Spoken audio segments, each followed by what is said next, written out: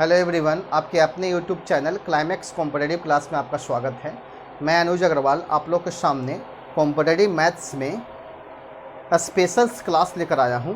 और special class में आपका हमेशा कॉम्पिटिटिव एग्ज़ाम में पूछा गया क्वेश्चंस रहेगा और ये मोस्ट इम्पोर्टेंट क्वेश्चन का संग्रह है जो आप बोर्ड पर देख रहे होंगे। ये सब क्वेश्चंस हमेशा एग्ज़ाम में पूछा जाता है, इसलिए जो भी क्वेश्चंस दिया गया है बहुत इम्पोर्टेंस दिया गया है। ठीक है, तो सबसे पहले मैं आप लोगों को एक बात बताना चाहता हूं कि वैसे स्टूडेंट्स जो इस चैनल से नए जुड़े हैं तो सबसे पहले मेरे चैनल को सब्सक्राइब कीजिए और बेल आइकन को दबाएं। ठीक है, और जो सब्सक्राइब किए हुए हैं वह मेरे वीडियो को लाइक कीजिए और कमेंट ज़रूर कीजिएगा। ठीक है, तो चलते हैं फर्स्ट क्वेश्चन की ओर। कहता है एक आदमी ने 4 रुपया में 5 के भाव से संतरे खरीदे और उन्हें 5 रुपया में 4 के भाव से बेचा, तो उसका लाभ प्रतिशत बताएं। तो हम लोग जानते हैं कि लाभ और हानि चैप्टर में ये क्वेश्चंस पढ़ना है और ये क्वेश्चन बहुत इंपॉर्टेंट है, खासकर एनटीपीसी के एग्ज़ाम में ये क्वेश्चन हमेशा पूछे जाते हैं। जैसे देखिए, कहता है एक आदमी ने 4 रुपया में 5 के भाव से संतरा खरीदा और उन्हें 5 रुपया में 4 के भाव से बेचता है, तो लाभ प्रतिशत ज्ञात करें। तो सबसे पहले आपका लाभ कब होता है और हानि कब होता है। तो लाभ अगर आपको प्राप्त करना है तो ध्यान दीजिएगा, लाभ हानि हमेशा सीपी और एसपी पे डिपेंड करता है। अगर सीपी मतलब होता है क्रय मूल्य कॉस्ट प्राइस और एसपी मतलब होता है सेलिंग प्राइस विक्रय मूल्य। अगर आपका सीपी ज़्यादा रहेगा एसपी से तो आपको हानि होगा, और अगर सीपी आपका कम रहेगा एसपी से, एसपी ज़्यादा रहेगा तो आप इस केस में लाभ होगा।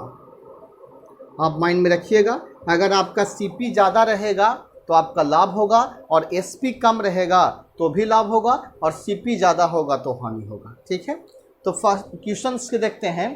क्वेश्चन बनाने का सबसे आसान तरीका होगा और सबसे ट्रिकली होगा। 4 रुपया में 5 की दर से, तो आप यहाँ लिखिए 4:5 और बीच में समानुपात लगा दीजिए और 5 में 4 के भाव से, तो 5:4।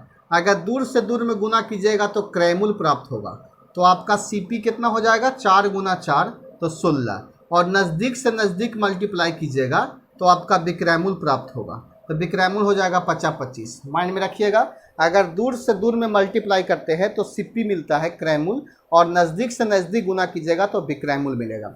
अब खुद से आप माइंड लगाइए कि अगर कोई वस्तु 16 रुपया में खरीद कर और 25 रुपया में उसको हम बेच रहे हैं तो हमको लाभ होगा। तो लाभ कितना होगा, तो लाभ मेरा होगा 25 - 16, यानी 25 में से 16 घटाएंगे तो 15 में से 6 जाएगा तो 9 रुपया आपका लाभ होगा। तो लाभ परसेंट फार्मूला होता है लाभ गुना 100 बट्टा क्रय मूल्य। जब भी आपका लाभ हानि का तुलना करना है तो नीचे आपका क्रय मूल्य होगा, क्योंकि लाभ हानि आपको क्रय मूल्य पर ही होता है।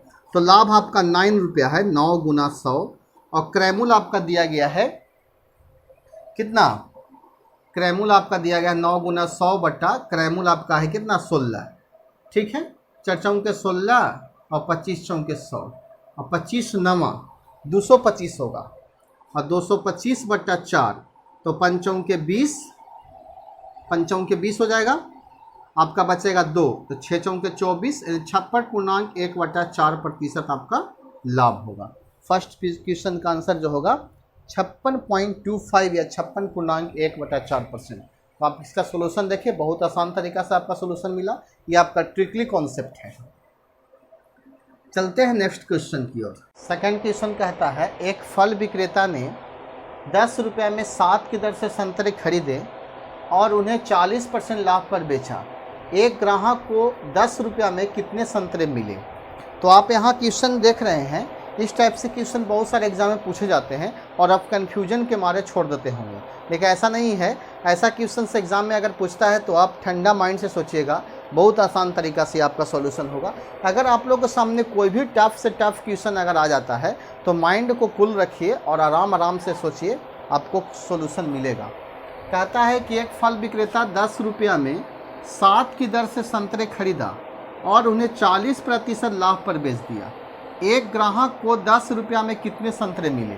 तो आप देख रहे हैं कि 10 रुपया में 7 की दर से खरीदता है, तो यहाँ 10 रुपया में ही पूछ रहा है। आप देखिएगा ध्यान से थोड़ा सा 10 रुपया में 7 की दर से संतरे खरीदता है और 40% लाभ पर बेच देता है, तो 10 रुपया में कितने संतरे, यानी संतरा का आपका संख्या निकालना है। तो सबसे पहले आप देखिए कि सिर्फ 10 रुपया में ही पूछा गया है और 10 रुपया का दिया हुआ है, तो 7 गुना, एक चीज़ माइंड में रखिएगा, अगर विक्रयमूल्य आपको निकालना रहता है तो फार्मूला होता है क्रयमूल्य गुना 100 प्लस प्रॉफिट परसेंट बट्टा 100। अगर आपको सीपी निकालना है तो एसपी गुना 100 बट्टा 100 प्लस प्रॉफिट परसेंट, ये फार्मूला को माइंड में रखिएगा, ठीक है। तो यहाँ आपका क्रयमूल्य दिया गया है, तो आप यहाँ लिख सकते हैं 7 गुना 110, 100 बट्टा आपका हो जाएगा 40% लाभ है तो 140, 10 से 10, 7 दूनी 14 और 2 पच्चे 10, यानी 10 रुपया में 5 संतरे आपको मिलेंगे, ठीक है। कितना आसान तरीका से आपका सॉल्यूशन हो गया। बहुत आसान क्वेश्चन, लॉन्ग था लेकिन आपका सॉल्यूशन शॉर्ट मिला, क्योंकि आप माइंड से सोचिए, आराम आराम से सोचिए, आपका सॉल्यूशन मिलेगा। क्वेश्चन नंबर 3 क्या कहता है, जब पंखों की कीमत में 20% की कमी की गई तो पंखा की बिक्री 40% बढ़ गया। आप माइंड लगाते होंगे, आप ऐसा क्वेश्चन पढ़े होंगे कि अगर किसी वस्तु के मूल्य में अगर वृद्धि होता है तो ऑटोमेटिक आपका खपत कम हो जाता है, और अगर मूल्य में कमी होगा तो वृद्धि होगा खपत में। तो जस्ट उसी प्रकार से क्वेश्चन है, जब पंखा की कीमत में 20% की कमी की जाती है तो बिक्री 40% बढ़ जाता है, ठीक है। तो बिक्री पर क्या प्रभाव पड़ेगा, तो ऐसा क्वेश्चन मैं परसेंटेज में पढ़ाया हूँ। अगर एक आपका प्रॉफिट होता है तो एक आपका हानि होता है, तो इस फार्मूला आपका ये होता है, यानी बिक्री में कीमत में आपको 20% कमी होता है तो बिक्री आपका कितना बढ़ जाता है, 40% बढ़ जाता है, ठीक है। तो आप इस तरह से बनाइए इसको, -20 प्लस 40 और -20 गुना 40 बटा 100। 40 में से 20 को घटाएंगे तो 20 हो जाएगा, और 2 0 से 2 0, 4 दूना 8, 20 में से 8 जाएगा तो आपका हो जाएगा 12%, यानी बिक्री पर 12% क्या होगा, बढ़ेगा, ठीक है। क्या प्रभाव पड़ेगा, तो बिक्री 12% आपका बढ़ेगा, यानी पॉजिटिव आएगा तो वृद्धि होगा, और अगर आपका नेगेटिव में असर आता तो कमी होता है, ठीक है। अगला क्वेश्चन देखिए, क्वेश्चन नंबर 4 क्या कहता है, ध्यान से देखिएगा। यदि किसी वस्तु के क्रयमूल्य पर लाभ 20% है तो विक्रयमूल्य पर क्या लाभ होगा। बहुत इंपॉर्टेंट क्वेश्चन है, बहुत इंपॉर्टेंट। ऐसा क्वेश्चन आप बुक में देखे होंगे या सेट में देखते होंगे कि अगर किसी वस्तु को क्रयमूल्य पर लाभ दिया गया है तो विक्रयमूल्य पर लाभ क्या होगा। तो जैसे ही अगर आप क्रयमूल्य पर लाभ निकालते होंगे तो लाभ गुना 100 बट्टा क्रयमूल्य लिखते होंगे, लेकिन आपको विक्रयमूल्य पर लाभ निकालना है तो लिखिएगा लाभ गुना 100 बट्टा विक्रयमूल्य। बस सिंपल सी तो बात यही है। तो मानिए कि कीमत कहता है क्रयमूल्य पर लाभ 20% होता है, तो अगर किसी वस्तु के क्रयमूल्य को हम अगर 100 मान लेते हैं, अगर किसी वस्तु का क्रयमूल्य को हम अगर 100 मान लेते हैं तो विक्रयमूल्य आपको कितना होगा, क्योंकि लाभ आपका 20% दिया गया है तो 120 रुपये आपका विक्रयमूल्य हो जाएगा ऑटोमेटिक। क्यों कहता है कि यदि किसी वस्तु के क्रयमूल्य पर लाभ 20% होता है, क्रयमूल्य पर 20% लाभ होता है तो विक्रयमूल्य पर लाभ कितना परसेंट होगा। तो क्रयमूल्य को आप 100 मानिएगा तो विक्रयमूल्य आपका 120 हो जाएगा, ठीक है। तो लाभ आप निकालिएगा तो लाभ आपका 20 रुपया होगा, तो लाभ प्रतिशत निकालिएगा, लाभ गुना 100 बट्टा, यहाँ क्रयमूल्य मत बैठाइएगा, लेकिन आपको विक्रयमूल्य पर पूछा गया है तो आप विक्रयमूल्य बैठाइएगा 120। यहाँ लड़कन कन्फ्यूज कर जाते हैं, कन्फ्यूज होने की बात नहीं है।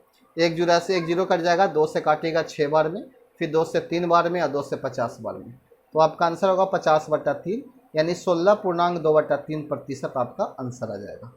आप क्वेश्चन से सेटिस्फाइड होंगे, बहुत इजी क्वेश्चन था। अगला क्वेश्चन एक और है, 5 नंबर क्वेश्चन, और एक आपको प्रैक्टिस के तौर पर क्वेश्चन मिलेगा जिसका आंसर आप कमेंट बॉक्स में लिखिएगा। ये आपका प्रैक्टिस के तौर पर आप प्रैक्टिस कर सकते हैं उस क्वेश्चन को। क्वेश्चन बहुत आसान देंगे हम। कहता है एक निर्माता 10% लाभ लेता है। क्या लेता है, एक निर्माता मतलब क्या होता है, जैसे कोई प्रोडक्ट बनता है तो बनाने वाला आदमी को निर्माता बोला जाता है। जैसे ही कोई प्रोडक्ट अगर फैक्ट्री से निकलती है तो आपका निर्माता हो गया, तो निर्माता को 10% प्रॉफिट होता है, तो आप यहाँ लिखिए कि निर्माता को आपका 10% प्रॉफिट हुआ, ठीक है। और जैसे ही उस निर्माता से थोक विक्रेता कोई वस्तु खरीदता है तो उसमें 15% लाभ होता है, तो थोक विक्रेता को आपका हो गया 15% लाभ। अब थोक विक्रेता से एक खुदरा रिटेलर व्यक्ति खरीदेगा उसे आपका 25% लाभ होगा। तो खुदरा व्यक्ति को आपका 25% होता है। उस मेज़ के उत्पादन की लागत क्या है, यानी उस लागत क्या सीपी क्या था, जबकि खुदरा दाम आपका 1265 रुपया है। खुदरा दाम कितना है, 1265 रुपया है। ठीक है, ऐसे क्वेश्चन आप देखते होंगे एग्जाम में, आपसे क्वेश्चन पूछा हुआ रहता है। ये बहुत आसान क्वेश्चन है। जैसे कोई व्यक्ति अगर कोई वस्तु को बनाता है तो उसको लाभ बहुत कम होता है, लेकिन सबसे ज़्यादा लाभ होता है खुदरा व्यापारी को, जो घूम घूम कर बेचा जाता है वस्तु को। ठीक है, तो यह कहता है कि एक निर्माता को 10% प्रॉफिट होता है, थोक विक्रेता को 15% और रिटेलर को आपका बिकता है 25%, और उससे आपका 1265 रुपया दाम जो है खुदरा का है। तो उस वस्तु का सीपी क्या है, टोटल लागत मूल्य क्या था। बहुत आसान चीज़ है। लागत को अगर आप एक सीपी मान लेते हैं और गुना 10% लाभ तो 110/100 और 15% लाभ तो 115/100 और 25% लाभ तो 125/100 और बराबर आपका हो जाएगा 1265। ठीक है, अब इसे आप कैंसिल कीजिए, 1 0 से 1 0। ठीक है, 11 से कैंसिल करते हैं इसको, 11 कम 11, 1 बचेगा, 11 कम 11, 5 बचेगा, 11 5 55। अब 115 से 115 कैंसिल हो जाएगा। ठीक है, 25 से काटते हैं तो 25 5 125 और 25 चौके 100 और 5 से काटिएगा 5 दूने का 10। तो सीपी जो आपका हो जाएगा वह होगा आपका 4 गुना 2 गुना 100 यानी 800 रुपया। 800 रुपया उस वस्तु का लागत था। ठीक है, आप उसको कितना बेच रहे हैं, लास्ट में आपको 1265 रुपया मिला। तो ये आप देख रहे थे क्वेश्चन 5 जो था सो बहुत इंपॉर्टेंट क्वेश्चन था, हर एक एग्जाम में पूछा गया क्वेश्चन। एक क्वेश्चन मैं आप लोग को होमवर्क देता हूँ, उसका होमवर्क नहीं कहिए, इसका प्रैक्टिस कहिए, प्रैक्टिस के तौर पर उसका आंसर आप ज़रूर कमेंट बॉक्स में लिखिएगा, बहुत ज़रूरी, क्योंकि इससे पता चलता है कि आप मेहनत कर रहे हैं कि नहीं कर रहे हैं। जैसे क्वेश्चन हम दे रहे हैं, बहुत आसान